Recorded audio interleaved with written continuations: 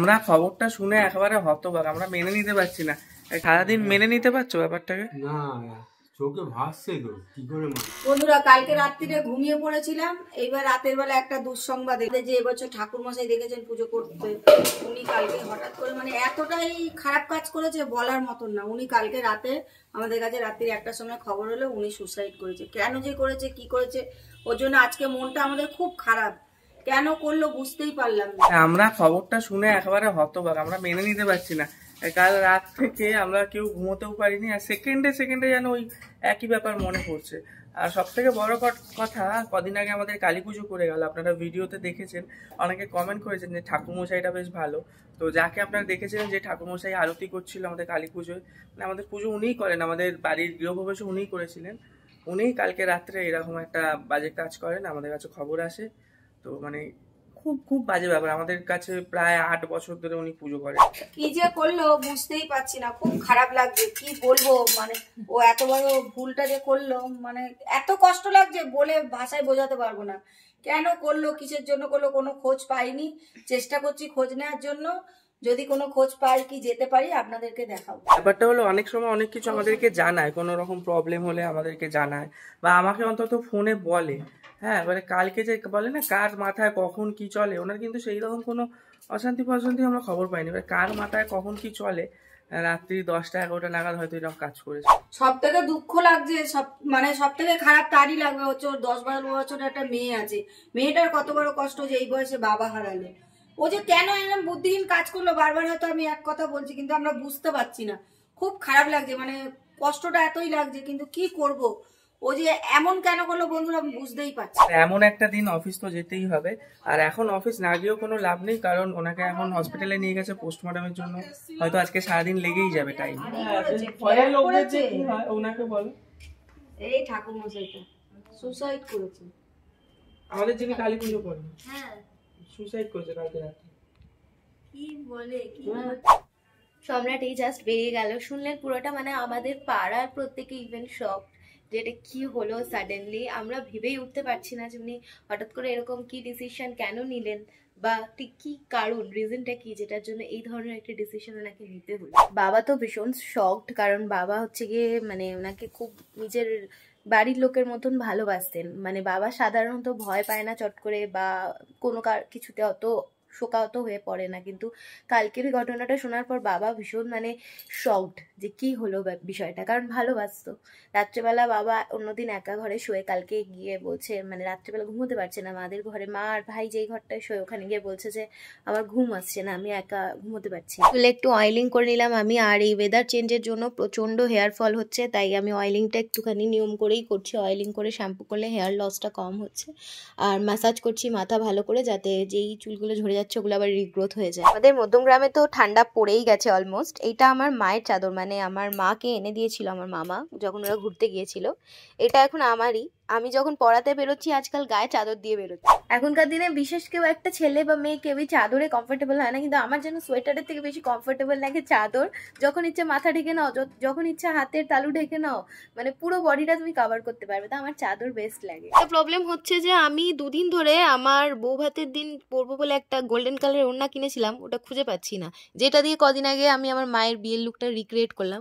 ওড়নাটা কোথায় যে ঢুকিয়ে দিয়েছি আমি আর খুঁজে পাচ্ছি না, আর আলমারিটাও এলোমেলো হয়ে রয়েছে। তো ভাবলাম যে এখন ফ্রি আছি, একটু এই জায়গাটা ক্লিন করে নেব। টোটোতে উঠতে প্রচন্ড বিরক্ত লাগে, এত ঝাঁকানি, মানে ক্যামেরার মুভমেন্টটা ফলো করুন, ঝাঁকানিটা পুরো ভালো করে বুঝতে পারবেন।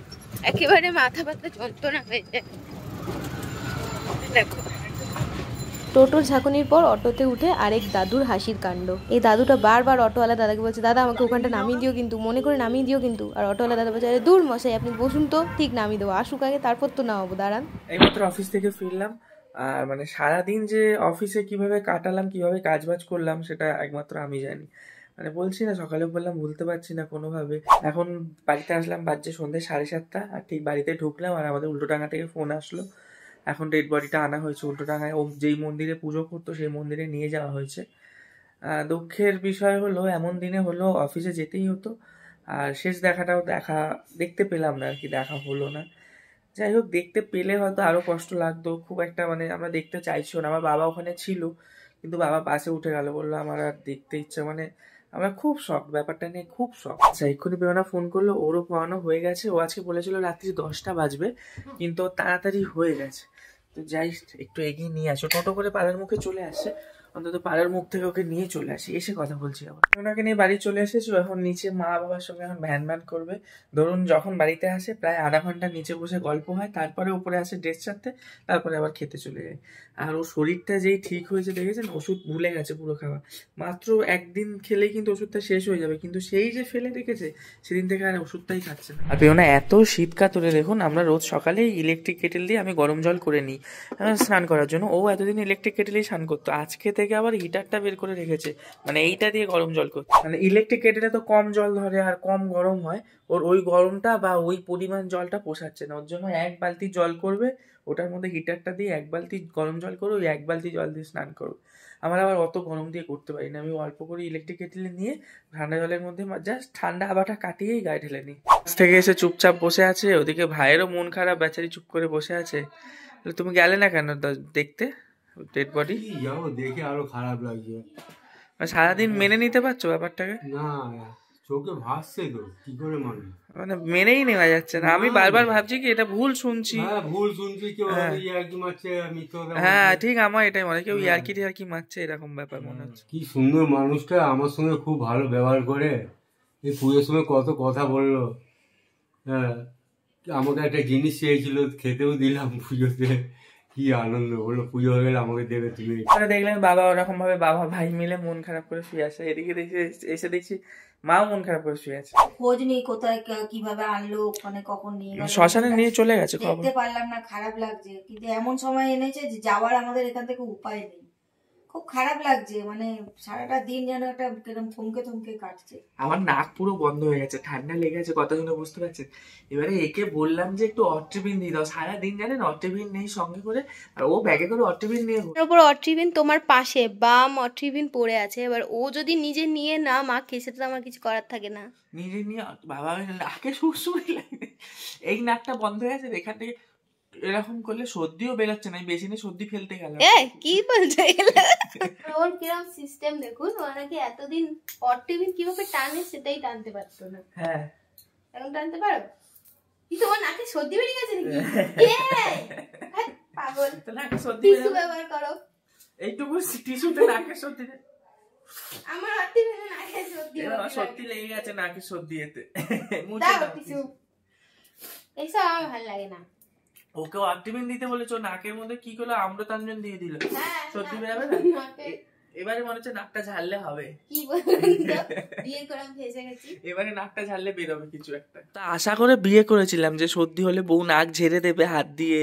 ও দেখুন আগে বিয়ের আগে ও একটা ব্যাস কথা ঘুরিয়ে দিল, কথা কোথা থেকে পারফিউম এনে। সেটা না, আমি আজকে দুপুরবেলা ভাবছিলাম যে তুমি বাড়ি গেলে দেখাবো। ও আগে একটা কিছু পারফিউম ছিল না, এবার এখন ওর পারফিউমের ছড়াটা আমি দেখাবো। হ্যাঁ, বিয়ে করলে লোকে এরকমই হয়। আমার ড্রেসিং টেবিলই ছিল না। এখন নাকি ওর পারফিউম মাখতে নেয়, ও নাকি প্যাশনেট হয়ে গেছে হঠাৎ। আমি প্রত্যেকদিন কেন এইখানে, আবার এইখানেও আছে, এই বন্ধ এখানেও আছে, মানে আছে চারিদিকে ছড়ি ছড়ি। মানে এই তিনটে পাল্টে পাল্টে উনি রেগুলার ইউজ করে। আরো নিচে আরো আছে একটা, ওই তো এখানে একটা গুড মর্নিং আছে, আরো অনেক আছে। যে কথাটা বলছিলাম তুমি এই পারফিউমে ঘুরিয়ে দিলে কথাটা। আমার আশা ছিল যে বউ নাক ঝেড়ে দেবে, বউ কত কিছু করে দেবে, মানে পেটে স্লো মোশন না কি লুজ মোশন হলে কিছু করে দেবে, কিন্তু বউ তো নাক ঝাড়তেই ঘৃণা পাচ্ছে। বউ নিজেই অসুস্থ। না না, আমার বউ সুস্থ। তোমার বউয়ের কিডনিতে স্টোন। ভালো কথা, তোমার কিডনিতে স্টোন বলতে মনে পড়লো, তোমার ইউএসজিটা তো করানো হলো না? আরেকবার ইউএসজি করতে হবে। ইউএসজি রিপিটেশন আছে ওর, ডাক্তার চলে এসে তাহলে কালকেই করবে। হ্যাঁ, কিন্তু না খেয়ে করতে হবে, এবার ওই ডাক্তারটার কাছেই করতে হবে আছে কিনা। আমি কালকে গিয়ে খবর নিয়ে আসবো, আমি পরশু দিন তোমার ইউএসজিটা করাবো। দাঁড়াও, আচ্ছা ভিডিওটা আর লং করছি না, এখানে শেষ করছি। সারাদিন তো দেখলেন কিভাবে কিভাবে কাটলো আমাদের, মানে পুরো ট্রমা জানো তো আজকে। আমি ভাবছি কি কেউ আমার সঙ্গে ইয়ার্কি মারছে। আমি সুসব ভাবছিলাম যে এরকম পুজোর সময় আসলো ঠাসলো, যাই হোক আর কিছু আপনারা যদি সবথেকে বেশি সাফার করছে ওনার ওয়াইফ, বাচ্চারা 10-11 বছরের একটা বাচ্চা মেয়ে, বাচ্চাটা তাও সবাই আউ করবে, কিন্তু ওয়াইফটার কথাটা ভাবো তো, ওনাকে নিয়ে কেউ আউও করবে না। দেখো ওয়াইফটা তাও রিকভার করে যাবে, কিন্তু বাচ্চা আর ওই বাবা হারানো, ওটাও সারা জীবনে মানে বউ যে সব থেকে বেশি ট্রমাটাইজ ওয়াইফই হয়। সবাই হ্যাঁ বউ Practically বাচ্চা দেখো, বেশি হয়। উল্টে অ্যাডাল্টদেরকে কেউ সান্ত্বনা দেয়, অ্যাডাল্টদেরটা কেউ ভাবে না যে তার ট্রমা কতটা। যাই হোক, এখন নিয়তি, আর তো কিছু বলার নেই, নিয়তি ওনার ছিল, গেছে, এভাবেই চলতে হবে। আপনাদের সাথে দেখা হবে আবার কালকে সকালে।